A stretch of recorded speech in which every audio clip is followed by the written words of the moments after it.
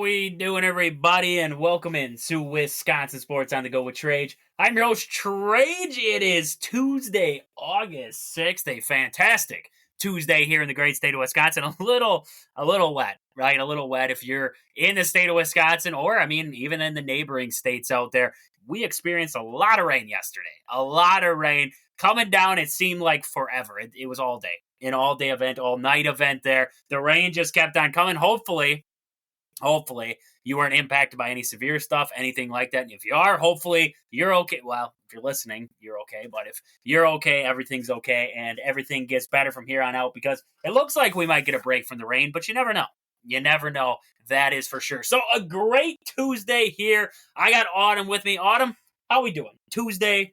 We're hitting that, getting closer and closer to the middle of the week here. How we doing on this Tuesday? Overall, I'm doing pretty good, Trajan. Don't have much to say, but just doing good. Doing good. She's doing good. That's all that matters. That's all that matters. She's doing good, because when she's doing good, I'm doing good, right? That's just how it works. So, great day today. Lots to talk about. Lots to get into. Like I said yesterday on the show, it was an overreaction Monday. I had a little bit of a gas blow up here and there about the Brewers. We're going to get more into the Brewers today. Simmer it back, look at some stats, look at, what this team needs to do to get back to winning ways, because it's been ugly. It's been ugly for a month now. Can it get better, right? Can it get better? That's the big question of the day. Can it get better? There's lots of things we want to dive into with the Brewers, so we're going to get there. Got a little bit of Packer talk. Badger football has been down in Platteville. We have some little bit of talk to come out of there, so we're going to get into that a little bit, and then see where the day takes us, right? Lately, the show has gone every which direction. Ever since Autumn showed up, it's like we got random stuff we're talking about at random times, right? Keeps it spicy, they say. Keeps it spicy. So, right away, I want to get into the Packers. We had a quote I saw coming out from Lambeau, and it was coming from Jair Alexander on new defensive coordinator Jeff Halfley, right? Jeff Halfley brought in this last offseason by Green Bay, replacing Barry. Better things, right? We're hoping for better things there. And Jair, he said, the first day he came in, I was in his office. He was very open to suggestions, ideas from me, which a lot of coaches don't want to hear. I knew from that point we're going to have something. Well, you can take that one of two ways. Jair's one of those guys where you take with some of the stuff he says, and then some of the stuff he says, you kind of watch out there. Like, sometimes Jair can be a little bit of an airhead. We know that, right? He's his own kind of person.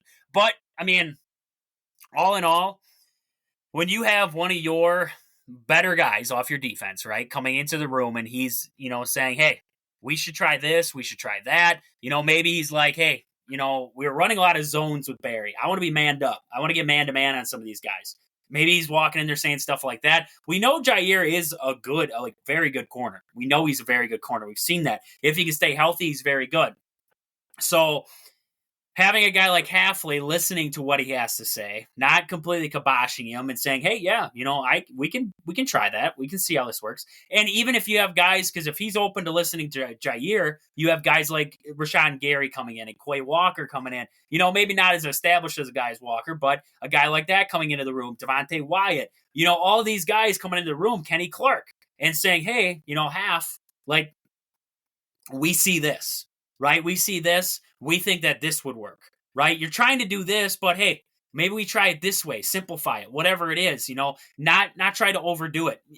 These little things that these guys see out on the field that maybe Halfley isn't seeing at the moment.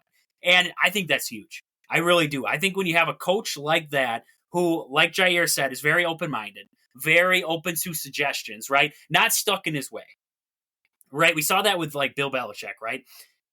Very stuck in his way. This is how it has to be. And certain guys didn't want to play for a guy like that. But a guy like Halfley, if he stays this open, right, wants to see the best out of his guys, wants to get the best out of them every single day, and doesn't, force them to do things that they don't agree with, or, they might have a better idea of doing. That's awesome. So I love hearing that. I really do. That's why I wanted to bring up that quote about Halfley, is because hearing something like that from one of your better defenders, one of your, supposed to be leaders, one of your, top guys, hearing something like that where he's already meshing with that D coordinator, you love to hear stuff like that.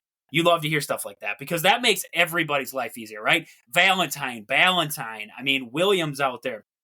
Kalen King, right? It's going to make Bullard. It's going to make all their lives easier, these young guys, because maybe they have a suggestion. Now, they aren't as established, but they might have a suggestion in the room. They're going to feel more welcome into that room too, right? They don't feel like they're getting into this, this is how it's got to be kind of system here. Guys are more open to staying for that. Guys are more open to wanting to give it their all for a coach like that. The old saying that you would, go through hell for that coach, right? That's exactly how it is. That's exactly how it is. So having a coach like this, I love that. I love hearing that out of Jair about Halfley there. Another quote I saw, this is from Matt LaFleur on Josh Jacobs. He said, he can do anything. He is a hard-nosed runner. I can't wait to see the first exposure from him getting hit, which will probably be week 1. He's a guy just watching from afar you always respect. You hear about a great character guy that he is, what a great locker room guy he is, and to see firsthand, I've been amazed. This guy, a lot of people look at his stats from last season, and they say, well, he's not as good as Jahmyr Gibbs, right? He's not as good. He's not as good as Montgomery, right? You got to take what Josh Jacobs was able to do with the Raiders into a perspective. The Raiders suck. Like, plain and simple. He played for a very bad organization. And to have numbers like he did, and also being injured, right? He was injured. But having numbers like he did, playing for a bad managed, bad coached, everything organization, I think it speaks volume. I think it does. I think it speaks volume onto how good Josh Jacobs really is. Because you have a guy like that who is a very well-known running back in the league. A lot of guys are actually, scared of him coming to Green Bay because now he has playmakers around him. Now he has a good coach. Now he has a good offensive line. Now wait to see what Josh Jacobs can really be. He is a threat. Like a lot of people, we sit here and we talk about, well, the big thing. We talk about Jordan Love, right? We talk about Jordan Love. Well, Jordan Love this, Jordan Love that. We talk about the receivers. Well, if Christian Watson could do this and Christian Watson could do that. And a lot of people are like, oh, well, Love was only able to do this because he had Aaron Jones in the room. And yes, I am completely on board. I thought Aaron Jones was a catalyst in that offense. I really do think he was. But you replaced Aaron Jones with Josh Jacobs. And Jacobs may not be the same type of runner that Aaron Jones was, but Josh Jacobs is really good in his own right. He is really good.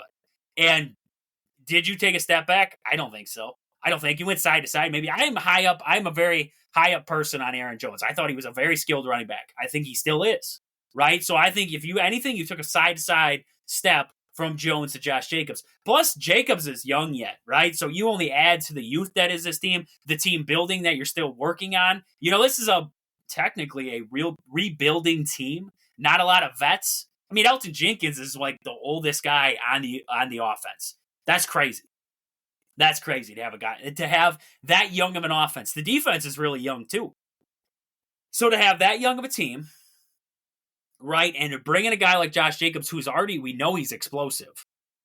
It's trending upwards, right? A lot of people forget about him. He's going to be a catalyst in this offense. He will be a catalyst in this offense. And a lot of fans out there, I get into these groups on Facebook all the time.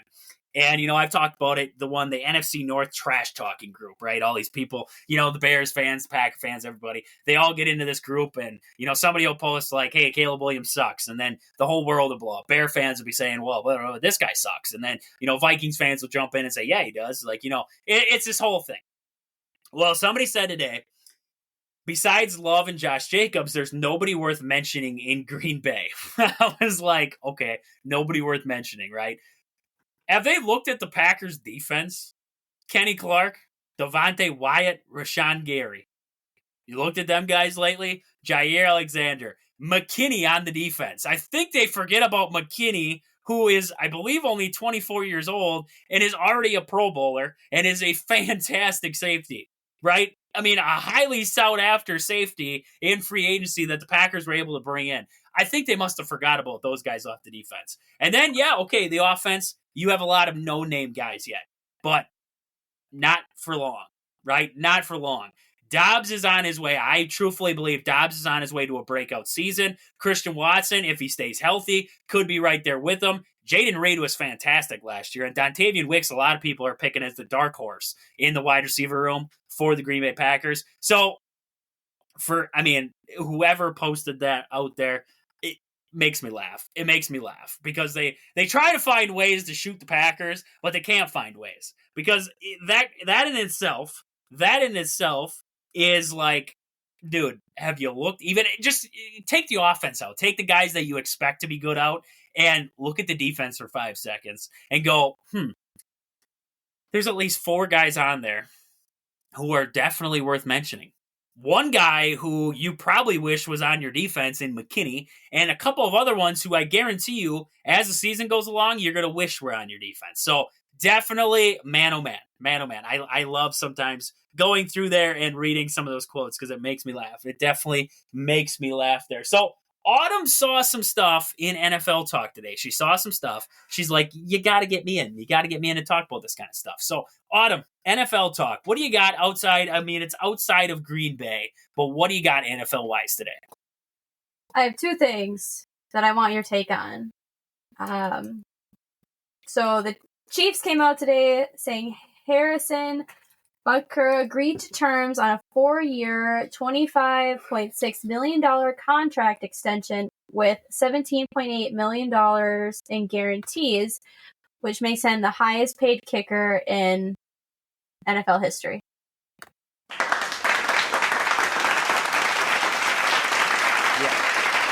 Yeah. You know what that's for?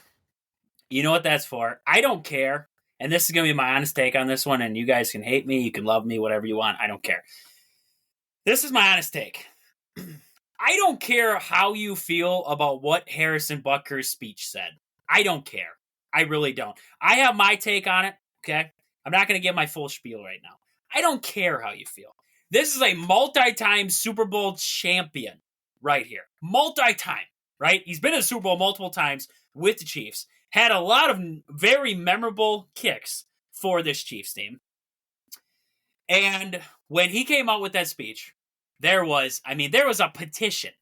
A freaking petition. You can get a petition for anything. I could get a petition right now to try and, I don't know, get rid of stop signs. Like, I could create a petition for that. I don't know why we have this. It's just, it's stupid sometimes, some of the petitions I see. But there was a petition to get Harrison Butker basically kicked off the Kansas City Chiefs, right?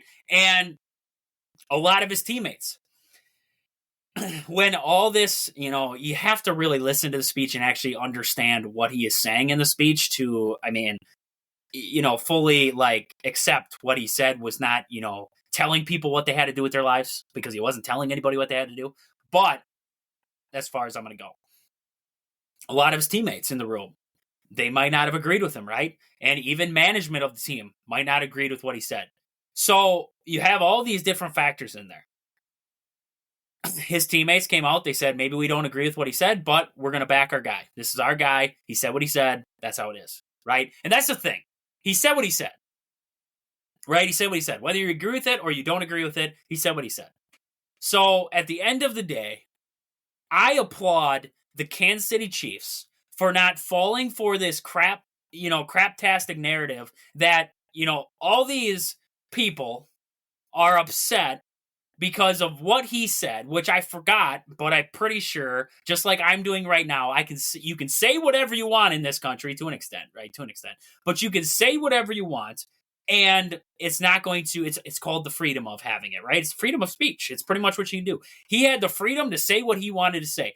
That doesn't tell people how to live their lives, right? It doesn't tell you how to live their lives. So I applaud the Kansas City Chiefs for sticking with their guy who has stuck with them, who has consistently given them year after year of success, stuck with their guy, and offered this massive contract to him to make him the highest paid kicker in the league. I love that. I love everything about that. Whether you agree with what he said or not, the guy on the field is fantastic. And if they would have released him, I would have called Brian Gutekunst myself down in Green Bay, because we still have this kicker problem. I would have called Brian Gutekunst and said, I'm going to tell you this now. I don't think many Packer fans really care what Harrison Butker had to say. We just want him to kick field goals for us because we're a kicker away, it seemed like last season, from going to the NFC Championship. So you know what? I applaud the Kansas City Chiefs for making this move. Great for the Chiefs. Great for the NFL. Great for Harrison Butker. Love it. Love every second of that. You might have a different opinion on that out there. That's fine. That's my opinion on it. Is what the Kansas City Chiefs did is they stuck with their guy. And that's what you love in a well-ran organization, is a team that's going to stick with their guy. Yeah. My second question, and this is just, I found it kind of comical today, so I just had to see what your thoughts were on it. It came from Jalen Johnson after the NFL's top 100 list came out. He quoted, "It is BS. Aaron Rodgers didn't even play in the season, and he was voted in the top 100. Aaron Rodgers was voted 92 out of 100 for the top 100 players of 2024. So essentially, Jalen Johnson was the Bears all-pro cornerback, and wasn't having it after being left off the NFL top 100 list for somebody who didn't even play last year.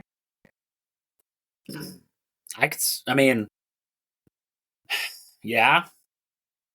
But the top 100 list is the top 100 list, right? I mean, Jordan Love just got thrown on the top 100 list. There's a bunch of names that were left off the top 100 list where if you look back during this season, you're going to have breakout guys, right? So put your money there, right? I mean, if you were left off top 100 list, Mr. Johnson, and you're all kinds of upset with the world, get yourself onto it, right? It honestly, offensive guys have an easier path onto the top 100 list. Unless if you're a standout, right? Aaron Donald, we always saw him on there, right? Aaron Donald was always on the top 100. You could look back and even say like a guy like Von Miller would have been on the top 100, right? Ray Lewis would have always been on top 100. Ed Reed, right? You look back at some dominant defenders, even look Packers guys, Charles Woodson, right? Charles Woodson had some fantastic years.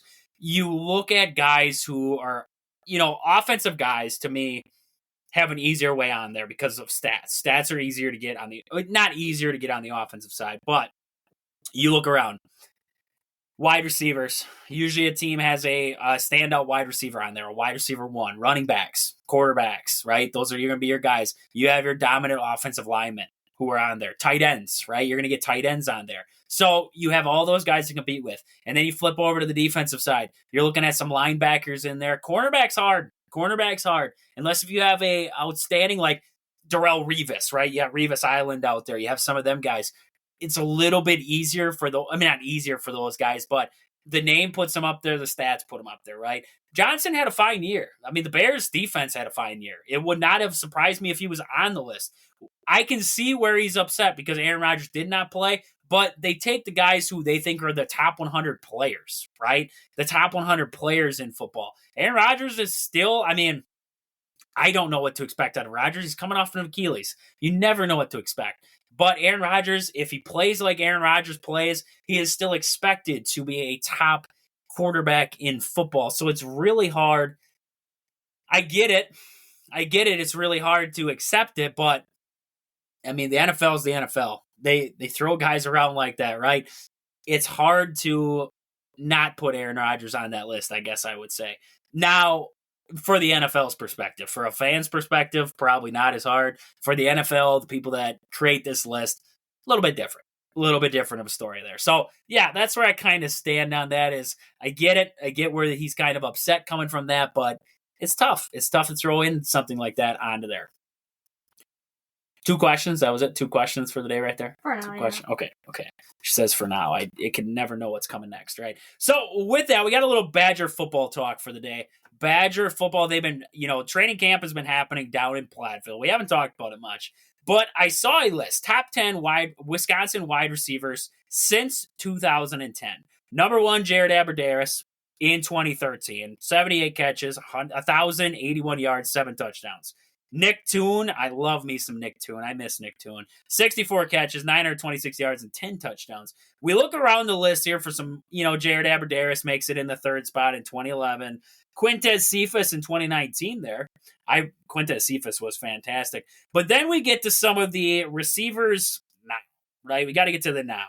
And we see in the number 5 spot, Will Pauling from last season there, 74 catches, 837 yards, and 6 touchdowns there. So that leads me into my Badger talk for the day. And we saw Luke Fickell come out, and he was talking about Will Pauling. He was kind of talking about, the offense in general. And he was talking about Will Pauling, and he said he expects even more out of Will Pauling this season. Is that far-fetched? Is that a far-fetched thing to ask out of a guy like Will Pauling? I don't think so. I'll be honest with you, because last season, look at the stats he put up last season. Like I said, 837 yards is fantastic. 6 touchdowns, 74 catches. But now, you had a guy like Tanner Mordecai. Now, I don't want to completely bash Tanner Mordecai right now, but I did not find Tanner Mordecai to be that impressive to me. Especially a guy coming out of SMU in the transfer portal where he had over 5,000 yards at least passing. I think he was close to 6. Was he close to 6? He was around that range there, passing. So I look at a guy like Tanner Mordecai. I think he was around that 5 mark. And I'm like, okay, he wasn't that great of a thrower in Madison. It just didn't work for him. And then he gets hurt. You see Braden Locke come in. Now, I was impressed by Locke right away, but it kind of simmered off a little bit there. He started to struggle.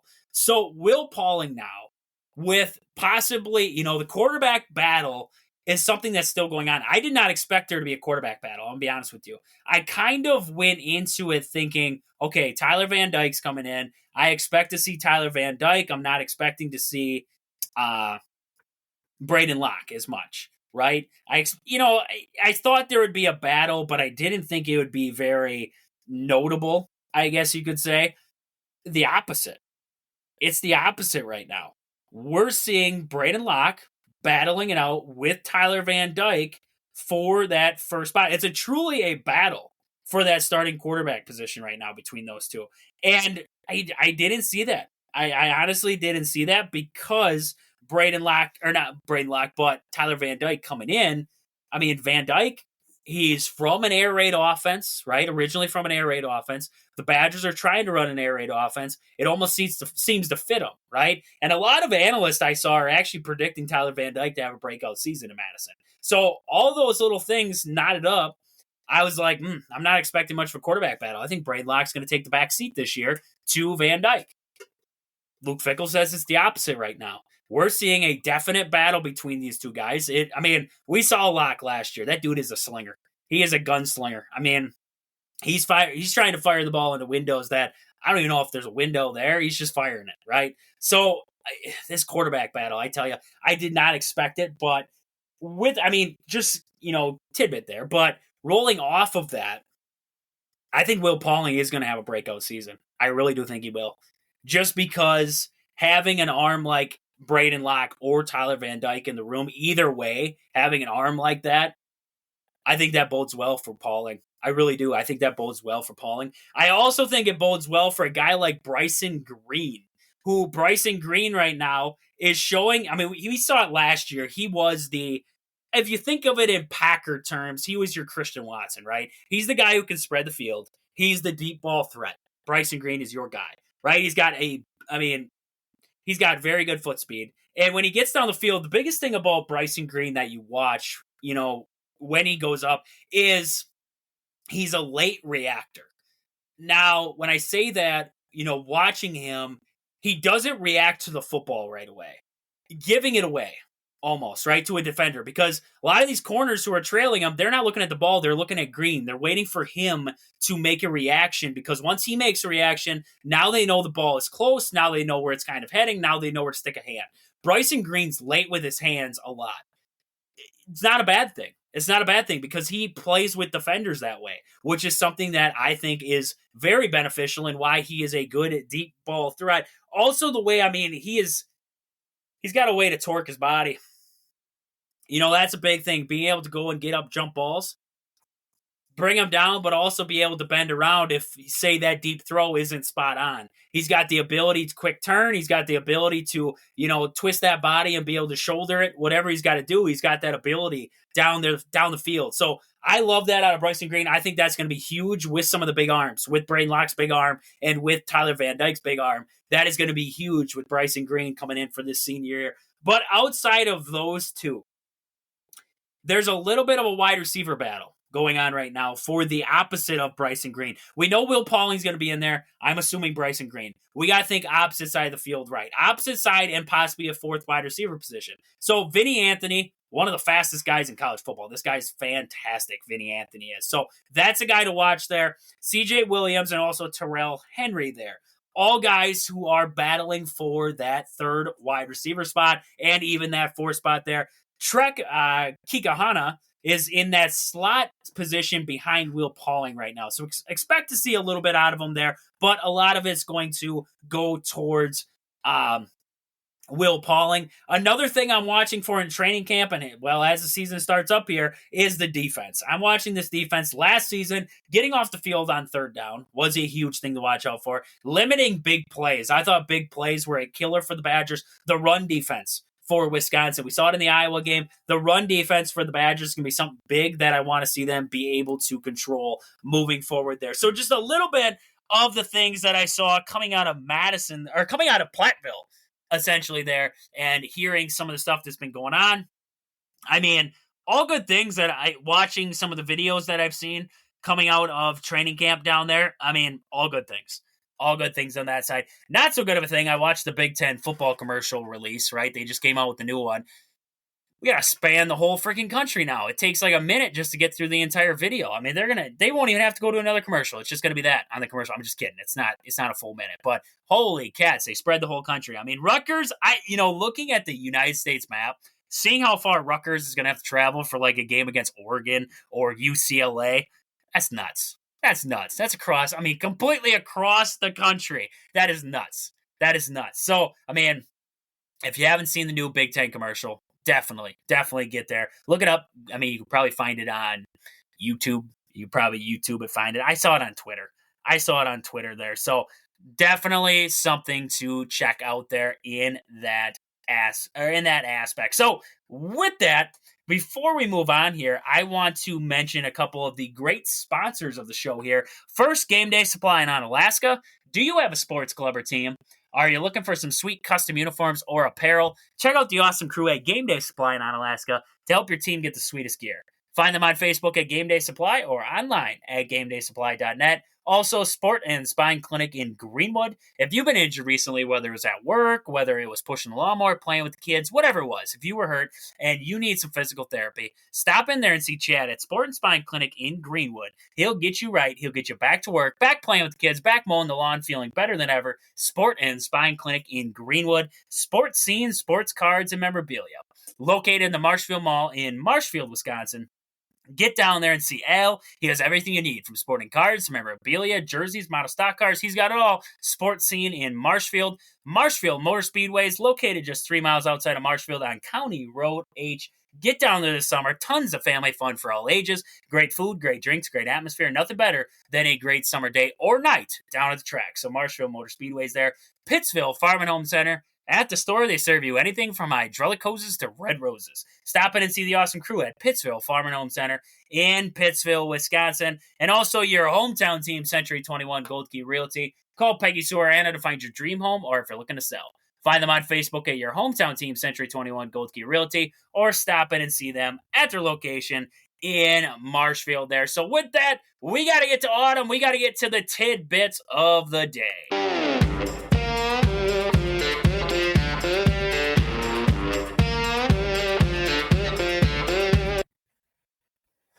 Just a quick tidbit today for the Olympics is the women's 3-on-3 basketball won the bronze medal today. And the United States played amazing defense. They used the word relentless physical defense Sunday against a strong Germany team to win 87-68. Despite apparently not having the best offensive game. So that's now 58 Olympic wins in a row and the number 1 seed in the medal round, which begins Wednesday in Paris as Team USA goes for its 8th consecutive gold medal.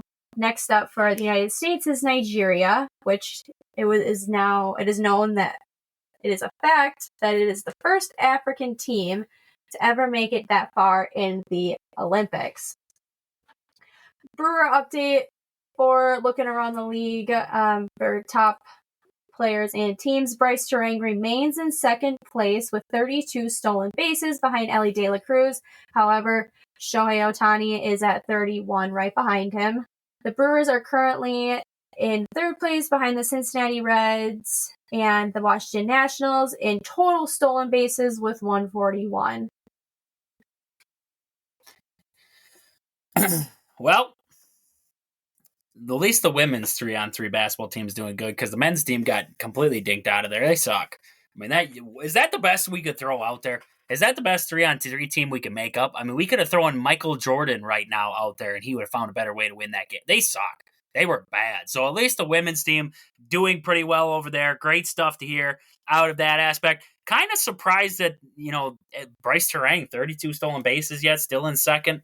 I mean, he built himself up a pretty good, lead there for that second place spot. But, you see the factor there. We're going to get into it. I mean, we're talking about the Brewers a little bit there, but the stolen bases, they were in second. Now look at them. They dropped down to third there in stolen bases. Not a whole lot happening on the bases for the Brewers lately. So something there definitely to keep an eye on. Definitely something that was noteworthy there that Autumn brought up in the tidbits. So great stuff there in the tidbits for the day. Autumn does have her dodgeball team. She wants to pick a dodgeball team. She wants to pick a dodgeball team right now. So she's going to give the list, and we're going to pick our dodgeball team for, I don't know who we're going up against. I don't know. Probably Globo Gym. We're going up against Globo Gym. So we got to find a way to battle them here. So we're building the perfect dodgeball team. So, Trajan, you're going to pick one player from each column. So column A, Shohei Ohtani, John Cena, LeBron James, Caitlin Clark, or Serena Williams. Shohei Ohtani throws gas. We need gas. We need hard throwers on here. John Cena is more of just a built body, and LeBron he'd get hit and cry. We don't want that. We want Shohei. All right. Category B, you have Kelsey Plum, Tom Brady, Simone Biles, Ellie De La Cruz, or Paul Skeens. See, that's tough because Tom Brady, if he was on our team, he wouldn't lose, right? Except if Eli Manning joined Global Gym, which they might do to undermine us, then we would lose that. We need some speed. We're going to go with Ellie De La Cruz. Category C, you have Patrick Mahomes, Alex Pereira, I botched it, I apologize, Livy Dune, Connor McDavid, or Coco Gauff. We got to go with Patty here because he's going to throw some crazy crap out there. Okay. And then category D, you have Katie Ledecky, Novak Djokovic. Is that how you say it? Yep. Dwayne Johnson, Virat Kohli, and Sha'Carri Richardson. Who's the first one on that list?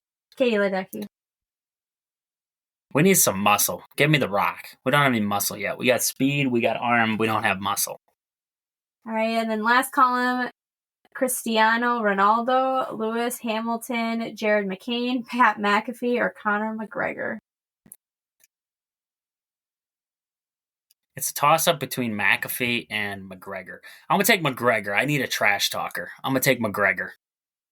Okay, so Trajan, you are going up against Global Gym. You are on your dodgeball team. You'll have yourself, Ohtani, Cruz, Mahomes, The Rock, and Conor McGregor. I didn't know I had to play. I was just going to coach. Your team. Oh, I thought I was just coaching. Fine. If What's His Nuts can play, then I can play too, right? Who the heck was the guy, the leader of Global Gym? I can't remember what the heck his name was now. With the mustache and the pump-up nut cup. Can't remember what his name is now. Can't remember what his name is, but he can play. I can play. I know that. He can play. I can play. That is a dangerous dodgeball team I just created there. That is a dangerous dodgeball team there. So, we're going to fly around the league real fast, see where everybody's sitting right now before we get to the fact of the day and the Brewer talk here. So let's look at the standings. Brewers still up 6 games now. The Cardinals and the Pirates. The sneaky Pirates coming up behind the Brewers and Cardinals right now. They're 6 games back, tied with the Cardinals for second place. Cubs sitting 8.5, and so are the Reds. Looking at the NL East right now, we got the Phillies 6 games up on the Atlanta Braves.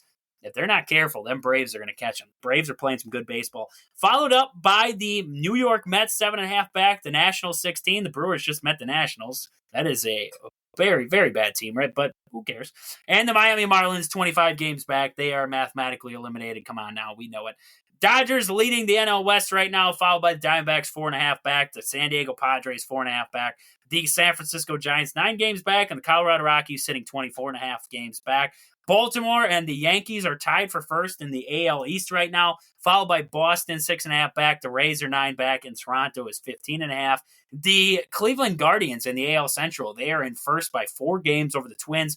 4.5 back are the Royals, 14.5 are the Tigers, and the White Sox sitting 41 games back of first place. I believe the White Sox, they're almost at a legal drinking age of losses in a row right now. They've lost 20 in a row. So if they lose one more, they will be able to buy a beer. That is fantastic. That is fantastic news right there. They will officially reach the age to drink. So great stuff there. Lou Bob can finally get a drink because I would need a drink if I played for that team.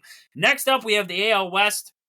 Seattle Mariners in first place by a game over the Houston Astros. Texas Rangers come up next there. They are 5.5 back. The Angels are 9.5, and the Oakland A's are 13 games back of the first spot right now. Great stuff there in the standings, but let's get to autumn with our fact of the day.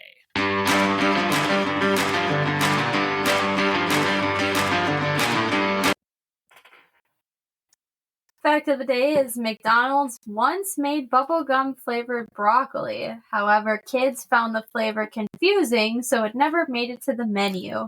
The motivation behind this was to get kids to eat healthier.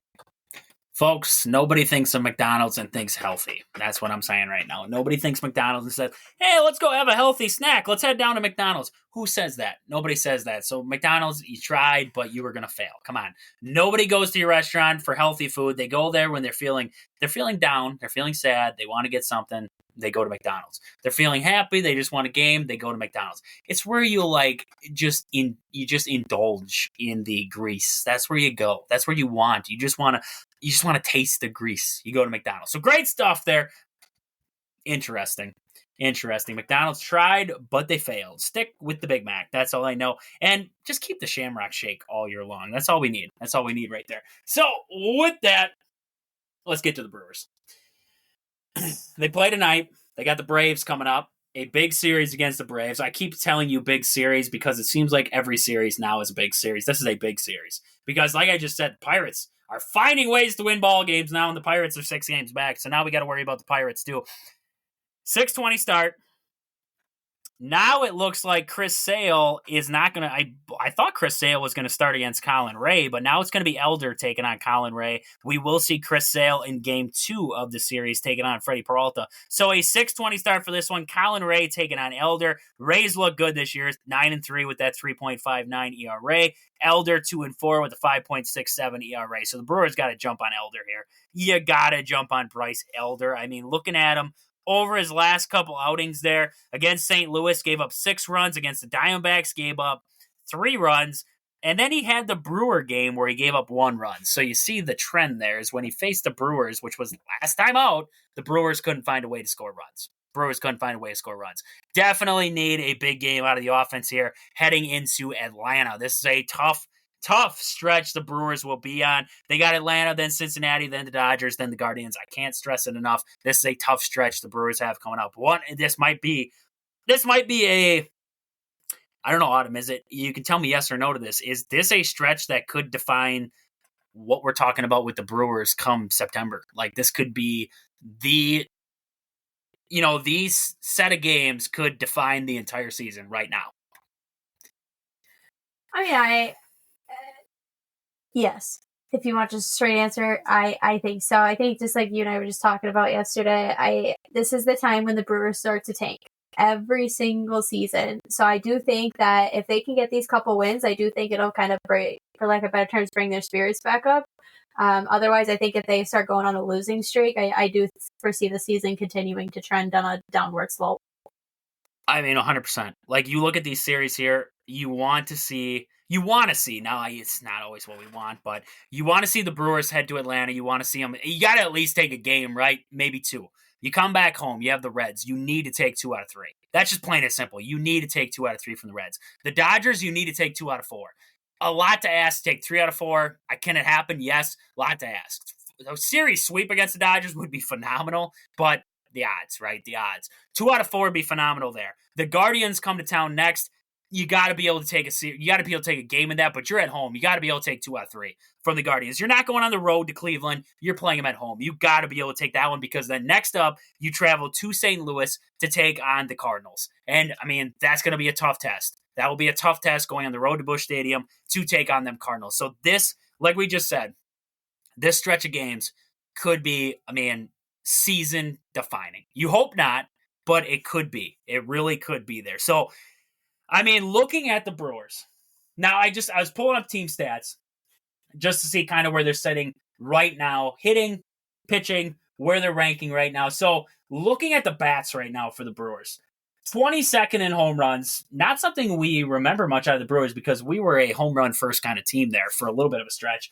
22nd in home runs, 11th in RBIs, 3rd in walks, 18th in strikeouts right now, 3rd in stolen bases, which Autumn mentioned before there, so they're still up near the top there. But, I mean, you look at the hits, 10th in hits. This team is hitting the baseball. I mean, you know, this is stats over a season, so you can't just define this last little stretch into the season stat there. But this is a team who has collectively hit throughout the season now. So what do they need to get back? Well, number one, like we talked about yesterday, your big bats need to get going, right? I mean, we talked about it yesterday. William Contreras, Willy Adames. Those two guys were catalysts. I mean, William Contreras was definitely a catalyst early on for this team. He needs to get himself back going. I don't know what it's going to take, but William Contreras needs to get his bat right. Hopefully it happens over this next stretch of games. Willy Adames has been hitting better as of late, so hopefully continues on that trend there. Rhys Hoskins, God, man, I hope he gets going at some point. I really do. He's been getting the bat. The bat's been going pretty well for Hoskins as of late. That needs to stay on that trend, right? We need to see the raw power that we brought Hoskins in. That would be huge down the stretch here for the Brewers. Bryce Terang needs to find it. He lost it. I'm surprised he's still second in stolen bases right now. I'm really surprised he's still second. The Brewers and Bryce Terang, that is Bryce Terang early on in that leadoff spot was huge. We need Bryce Terang to find it again. Like, that is no ifs, ands, or buts. He is huge to this offense. We know that. His ability on the bases is huge. We need to see Bryce Terang find it again. Sal Frelick has been hitting pretty well as of late here. Garrett Mitchell has been hot as of late. Jackson Chourio has been doing his thing. We just need the big, all those guys that just named off that were getting hot outside of Hoskins, those other guys are your RBI guys. These guys are my contact first guys who are going to get on base for me. We need to see the guys who are your big bats, like Autumn mentioned yesterday, the big bats in the lineup. Those guys need to get going here. Something that is going to be big for the Brewers.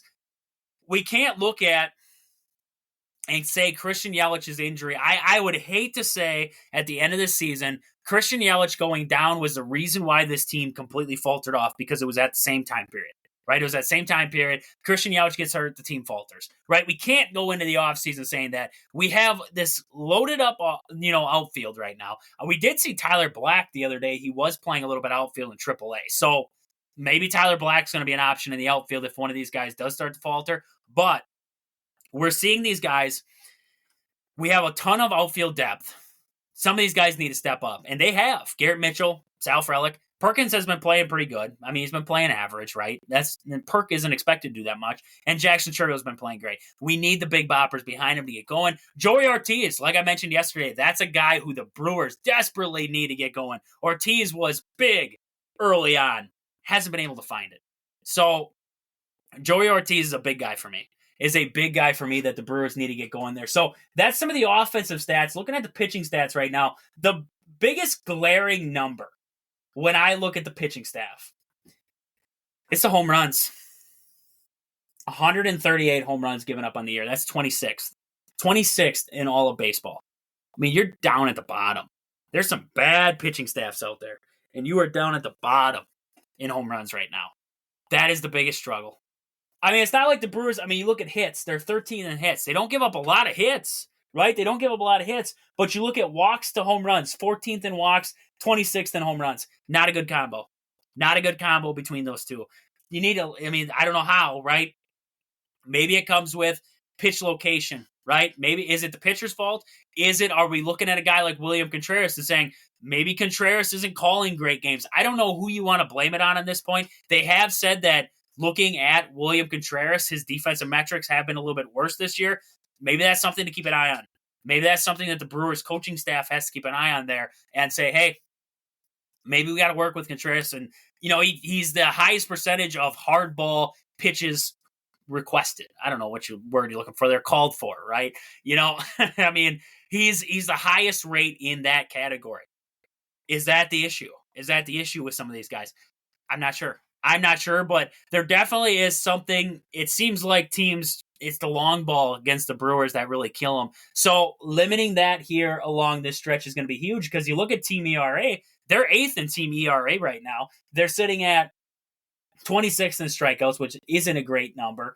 But you look at, you factor in the hits, you factor earned runs, 5th in earned runs, 6th in runs. So it seems like the Brewers, it all trends back to they're not giving up a lot of runs. The offense just can't find a way to score them runs, right? The offense just can't find a way to score runs. Why? They struggle with runners in scoring position. I don't know what it is. I really don't. They hit. We know the Brewers can hit. I just read you off the stats. We know this team can hit. They're 7th in average. They're hitting .254 collectively as a team. We know this team can hit. We know they have the bats to be able to put guys on base. When it gets to pressure situations, then, is this Brewers? Is it a mental thing with the Brewers, right? That's a big thing I look at. Is it a mental side of it? I don't know. But it's something with when runners are in scoring position, when the bases are loaded, the Brewers cannot find ways to push crossed runs. That's something that they need to figure out here in this little stretch run because that is going to be huge for this team. So, man, oh man, this Braves series, I always say it, but this is a big one. This is going to be a big one here coming up against the Braves starting tonight here. A little bit of an injury update. Brian Hudson began that rehab assignment there with AAA Nashville. All good things we've heard so far there. DL Hall will make at least one more rehab start with AAA Nashville, potentially seeing DL Hall on his way back. Looking at Savali right now, what's DL Hall going to do that's worse, right? Bring DL Hall back and put him in Savali's spot.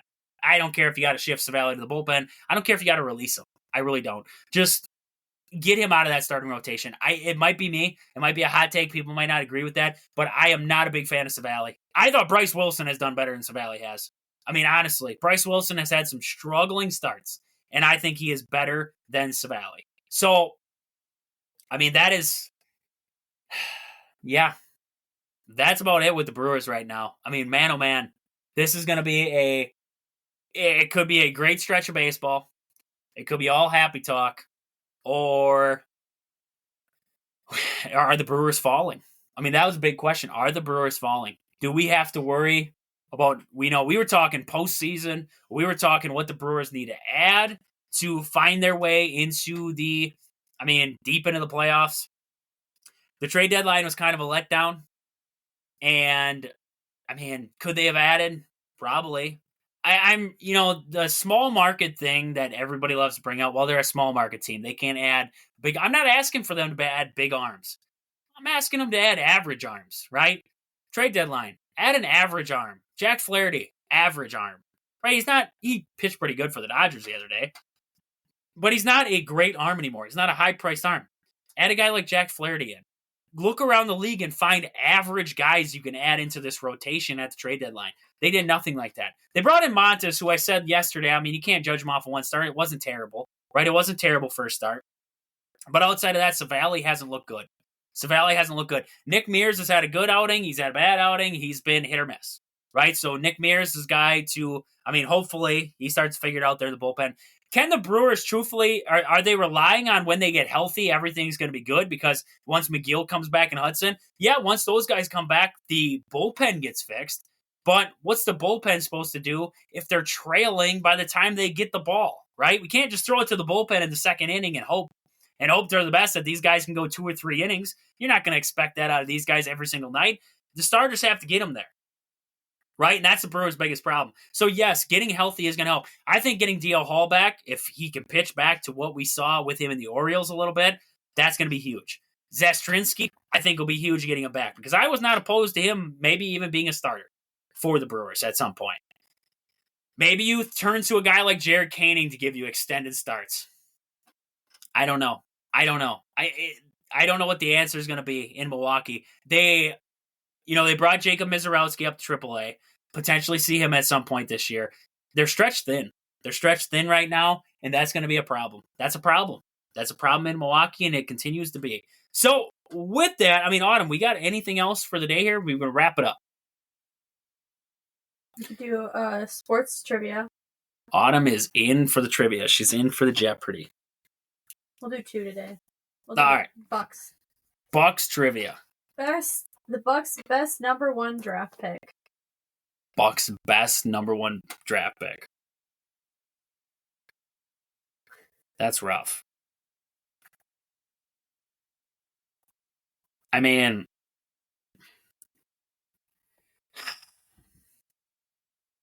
it's going to be way back because they haven't had no, it's going to be way back. Oh, Kareem. Yep. There we go. And then Brewers. The year the Brewers made the World Series. Oof, that's rough. It should have been 2018. 1982. Yep. 1982. I just play with it sometimes. Got to play around a little bit. I don't know. Think about it, right? So with that, that's about all we got.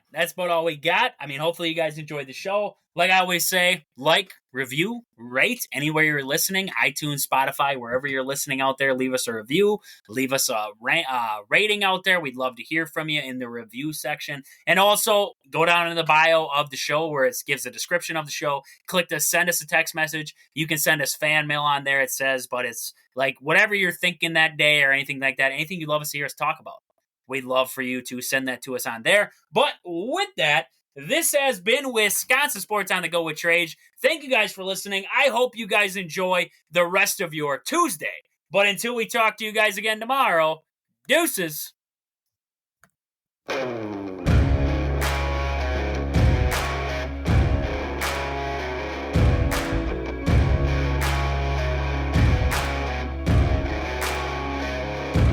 Yeah, oh my Lord, watch me sway. Darkness falls and we all pray, hoping for the light of day. Down to the river I have held the devil's hand, felt the weight of my own sin, burdened by the heart of man. Down to the river.